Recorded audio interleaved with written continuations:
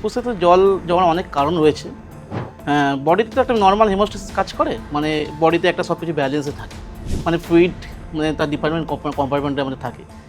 এবার যখনই ওই ডিসব্যালেন্স হয়, কোনো একটা হেমোস্ট্যাসিসের ডিসব্যালেন্স হয়, তখনই বডি ফ্লুইড জমে। সেটা ফুসফুসে জমতে পারে, সেটা হার্টের মধ্যে জমতে পারে, আর এমনি ফুসফুসের বাইরেও জমতে পারে। এছাড়াও অনেক কিছু কারণ আছে যেগুলোতে হার্ট ফেলিওর, কারো হার্ট হয়তো ভালো কাজ করছে না, কিংবা কারো কিডনি কোনো ইস্যু আছে, কোনো ম্যালনারিশ পেশেন্ট যাদের প্রোটিন ইনটেক কম হচ্ছে, সেসব পেশেন্টরা ভালনারেবল, মানে তাদের জল জমতে পারে। এবার ম্যালিগন্যান্সি, ক্যান্সার, নিউমোনিয়া, অনেক কারণ আছে। কিছু কিছু বাতের ক্ষেত্রে জল জমতে পারে বুকের মধ্যে। বিপজ্জনক তো অবশ্যই, যদি আমরা সঠিক সময় চিকিৎসা না করি তাহলে যে কোনো জিনিস বিপজ্জনক হতে পারে। এবার যদি আর্লি ডায়াগনোসিস হয়, পেশেন্ট যদি আর্লি আমাদের কাছে আসে, সেক্ষেত্রে জিনিসটা অতটা বিপজ্জনক নয়। একমাত্র যদি ক্যান্সার হয়, সেক্ষেত্রে সেটা তো বিপজ্জনক অবশ্যই। আমরা আজ কথা বলবো ফুসফুসে জল জমার কিছু কারণ সম্পর্কে। এছাড়াও ফুসফুসে জল জমলে কি হতে পারে এবং কখন আমাদের ডক্টরের কাছে যাওয়া উচিত, সেই সম্পর্কেই আজ কথা বলবো। নমস্কার, আমি মৌপ্রিয়া এবং আমাদের সঙ্গে এই মুহূর্তে রয়েছেন গৌরীদেবী হসপিটালসের পালমোনোলজি ডিপার্টমেন্টের assistant professor doctor Rana Barik. Sir, আপনাকে অনেক অনেক স্বাগত জানাই। নমস্কার, আমি doctor Rana Barik, assistant professor, department of respiratory medicine, Gauridevi medical college. Sir, প্রথমেই জানতে চাইবো ফুসফুসে জল কেন জমে? দেখুন, ফুসফুসে তো জল জমার অনেক কারণ রয়েছে। বডিতে তো একটা নর্মাল হেমোস্ট্যাসিস কাজ করে, মানে বডিতে একটা সব কিছু ব্যালেন্সে থাকে, মানে ফ্লুইড মানে তার কম্পার্টমেন্টে আমাদের থাকে। এবার যখনই ওই ডিসব্যালেন্স হয়, কোনো একটা হেমোস্ট্যাসিসের ডিসব্যালেন্স হয়, তখনই বডি ফ্লুইড জমে। সেটা ফুসফুসে জমতে পারে, সেটা হার্টের মধ্যে জমতে পারে, আর এমনি ফুসফুসের বাইরেও জমতে পারে। এবার যদি কারণ দেখি, তাহলে দেখা যাবে যে বেশিরভাগ ক্ষেত্রে আমাদের যেহেতু ইন্ডিয়া একটা ইকোনমিক অনেকটা লো আছে, তা মোটামুটি tuberculosis is the one of the most common cause in our country. এছাড়াও অনেক কিছু কারণ আছে যেগুলোতে হার্ট ফেলিওর, কারো হার্ট হচ্ছে ভালো কাজ করছে না, কিংবা কারো কিডনি কোনো ইস্যু আছে, কোনো ম্যালনারিশ পেশেন্ট যাদের প্রোটিন ইনটেক কম হচ্ছে, সেসব পেশেন্টরা ভালনারেবল, মানে তাদের জল জমতে পারে। এবার ম্যালিগন্যান্সি, ক্যান্সার, নিউমোনিয়া, অনেক কারণ আছে। কিছু কিছু বাতের ক্ষেত্রে জল জমতে পারে বুকের মধ্যে। স্যার, ফুসফুসে যে জল জমেছে আমরা কিভাবে বুঝবো, মানে সাধারণ মানুষ কিভাবে বুঝবে বা কোন লক্ষণগুলি দেখলে বুঝবে? দেখুন, ফুসফুসে তো সাধারণত জল থাকে না, কয়েক এমএল জল থাকতে পারে দুটো লেয়ারের মধ্যে।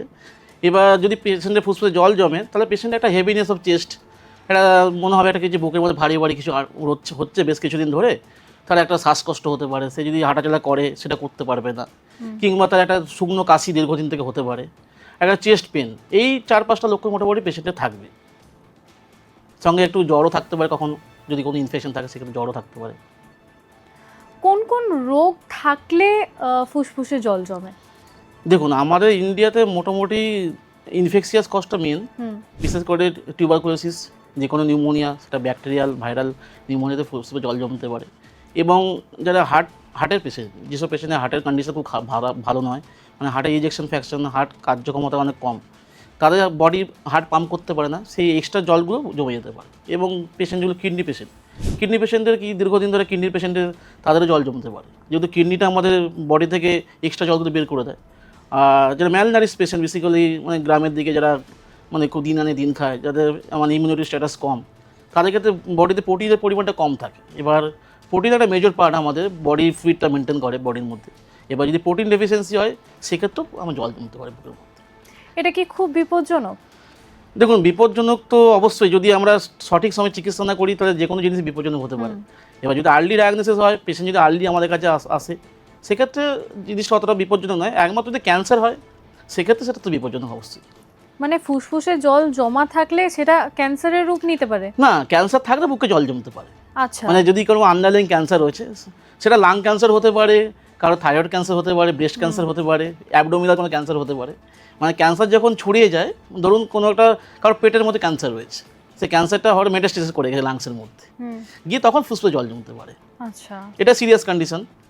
জানেন তো, এমনি ক্যান্সারে তো সেরকমভাবে ডেফিনেটলি কিছু ট্রিটমেন্ট নেই, প্রলং একটা ট্রিটমেন্ট। ক্যান্সার হলে পেশেন্টের সার্ভাইভাল রেটটা কমে যায়, কিন্তু আদারওয়াইজ যদি কোনো ইনফেক্টিভ ইটোলজি হয়, যেমন নিউমোনিয়া বা টিউবারকুলোসিস, এগুলো হলে কি পেশেন্টের সার্ভাইভ এটা ভালো। কিন্তু ক্যান্সারের ক্ষেত্রে সেক্ষেত্রে কিন্তু রিকারেন্ট জল জমতে পারে, সেটা প্রগনোসিসও খারাপ। এই ফুসফুসে জল জমা কি বারবার হতে পারে? বারবার তো হতে পারে। কিছু কিছু কারণ যেগুলো বারবার হয়, যেমন যে পেশেন্টের কিডনি পেশেন্ট, হুম। যাদের হার্টের পেশেন্ট, যেগুলো পেশেন্টের কার্ডিয়াক হার্ট ফেলিওর রয়েছে, যাদের সিকেডি রয়েছে, ক্রনিক কিডনি ডিজিজ রয়েছে, তাদের ক্ষেত্রে তো ডেফিনেট ট্রিটমেন্ট হচ্ছে, ধরো সাপোজ একটা কিডনি পেশেন্ট, দুটো কিডনি খারাপ রয়েছে, এবার কিডনি যদি খারাপ থাকে তাহলে তো আমাদের বডিতে এক্সট্রা ফ্লুইড জমে যাবে। এবার তার ডেফিনেটলি ট্রিটমেন্ট যদি আমি রেনাল ট্রান্সপ্লান্ট করে দিই তাহলে সেটা জমবে না। এবার সবাই তো সেটা করতে পারে না, আমাদের ইকোনমি অনেকটাই খারাপ। তা এবার যেগুলো গরিব পেশেন্ট সেগুলো সাধারণত ইউজুয়ালি আমরা কনজারভেটিভ ম্যানেজমেন্ট করি, হিমোডায়ালিসিস করি। এবার হিমোডায়ালিসিস করলাম, কি হলো, প্রথম হয়তো কিছুটা জল বেরিয়ে গেল ডায়ালিসিসের মাধ্যমে, আবার ধরো 1 মাস পর আবার জল জমে গেল, সেটা রিকারেন্ট হবে। এবং হার্টের পেশেন্টেও সেম কন্ডিশন, হার্টের পাম্পিং ক্ষমতা কম, পেশেন্ট মেডিকেশনে আছে, দীর্ঘদিন ওষুধ খাচ্ছে, হয়তো কিছুটা কন্ট্রোল থাকলো, দেখা গেলো 2 মাস 3 মাস পরে আবার জল পড়তে পারে, সেটা হতে পারে, রিকারেন্ট হতে পারে, মানে বারে বারে জল জমতে পারে। একটা কথা অনেকবার শুনেছি যে যারা আইসিইউ পেশেন্ট তাদের ফুসফুসে জল জমাটা কমন। দেখুন আইসিইউতে তো আমরা সাধারণত কোন পেশেন্টগুলো থাকে, খারাপ পেশেন্ট, যেগুলো মরিব্যান্ড পেশেন্ট, ক্রিটিক্যাল স্টেজ আছে, ক্রিটিক্যাল পেশেন্ট, সেগুলো তো আমরা আইসিইউতে রাখি। এবার তাদের তো ইমিউনিটি স্ট্যাটাস একদমই কম, মানে ধরুন একটা খারাপ নিউমোনিয়া পেশেন্ট রয়েছে, সে আইসিইউতে দীর্ঘদিন ধরে রয়েছে, এবার আইসিইউতে থাকলে কি তার নিউট্রিশনাল একটা ডেফিসিয়েন্সি থাকে, অনেক দিন ধরে হয়তো তারা রাইস টু ফিডিং করছে, কিংবা বাড়িতে যেটা থাকতো, বাড়িতে যদি থাকাকালীন যে খাবারটা খেত সেটা তো সেই সাপ্লিমেন্টে পূরণ হচ্ছে না, তাদেরকে অ্যাসোসিয়েটেড একটা প্রোটিন ডেফিসিয়েন্সি থাকে সেই সব পেশেন্টের। সেক্ষেত্রে আইসিইউতে থাকলে পেশেন্টের একটু জল জমার প্রবণতা বেশি, এটা একদম বাস্তবিক কথাই বলেছেন। তা সেগুলোতে আমার বেশি করে কেয়ার নিতে হবে, সেসব পেশেন্টকে, তারা নিউট্রিশনটা প্রপারলি মেনটেন হয়, এগুলো দেখতে হবে আমাদেরকে। এই সমস্যাটা যাতে বারবার না হয় এবং এই সমস্যাটা যাতে না হয় তার জন্য আমরা কি করতে পারি? দেখুন আগে তাহলে আমাকে ভাবতে হবে কি কারণে জল জমছে, ঠিক আছে? সাপোজ যে পেশেন্টটা মানে দিন মজুরি করে খায়, সে তো আর প্রপার নিউট্রিশন পায় না। সে যদি ঠিকঠাক করে নিউট্রিশন ইনটেক করে, যেমন গ্রামের দিকে মানুষ বিড়ি সিগারেট প্রচুর খায়, ঠিক আছে, ইভেন শহরের লোকেরাও খায়, কিন্তু তাদের সেই নিউট্রিশনটা সেভাবে আসে না। তা সেই সব পেশেন্টে কী হয়, মানে টিউবারকুলোসিসের চান্সটা বেশি থাকে।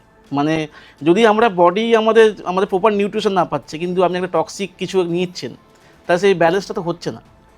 তা দেখা যাচ্ছে টিবি পেশেন্টগুলো সাধারণত দেখবেন বেশিরভাগই গ্রামের পেশেন্ট, যারা গরিব পেশেন্ট, চাষবাস করে, তাদের ক্ষেত্রে তো বেশি হয়। এবার যদি আমি দেখি তাদেরকে, যদি আমি বলতে পারি যে আপনারা একটু খাওয়া দাওয়া ঠিকঠাক করুন, অন্তত প্রোটিন খাবার বেশি খান, আর যদি স্মোকিংটা অ্যাভয়েড করা যায়, সেসব ক্ষেত্রে অনেক প্রিভেন্ট করা যায়।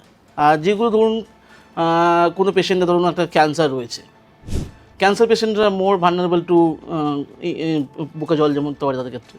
তা সেক্ষেত্রে পেশেন্টগুলোকে যদি রেগুলার ফলো আপে থাকে, পেশেন্টগুলো একটা স্ক্রিনিং করতে হবে, একটা এক্সরে করে দেখতে হবে, কিংবা একটা সিটি স্ক্যান বা ইউএসজি করে দেখতে হবে। তা আর্লি যদি ডিটেকশন আমরা করতে পারি, তো সেক্ষেত্রে অনেকটা প্রিভেন্ট করা যায়।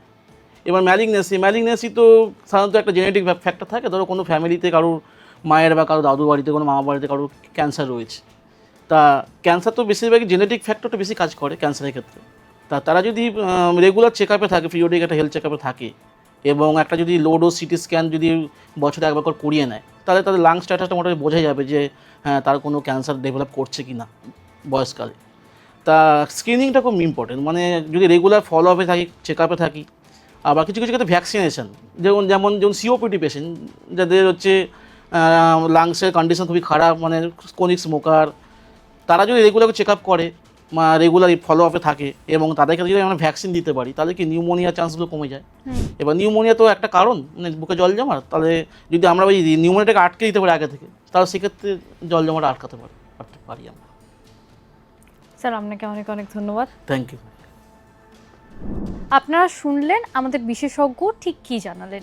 এই বিষয়ে যদি আপনাদের আরও কিছু জানার থাকে তাহলে অবশ্যই আমাদের ইউটিউব চ্যানেল রয়েছে, সেখানে কমেন্ট করতে পারেন, অথবা আমাদের গৌরীদেবী হসপিটালসের হেল্পলাইন নাম্বার তো রয়েছে, সেখানেও যোগাযোগ করতে পারেন।